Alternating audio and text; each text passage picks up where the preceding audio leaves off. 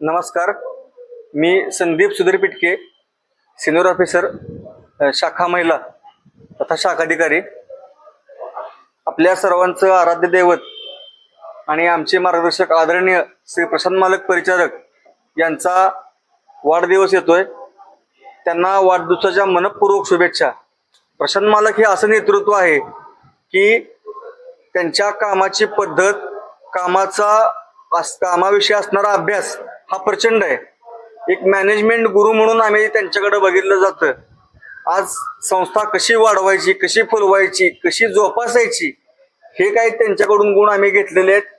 त्याच्या जोरावर आम्ही आज आमच्या कामात त्याचा आदर्श घालून देतोय. तसं प्रशांत मालकांचा जो स्वभाव आहे तो अगदी ह्याच्याप्रमाणे, नारळाच्या प्रमाणे वरून कठोर आणि आतून मधाळ अशा पद्धतीने त्यांचा हा स्वभाव आहे.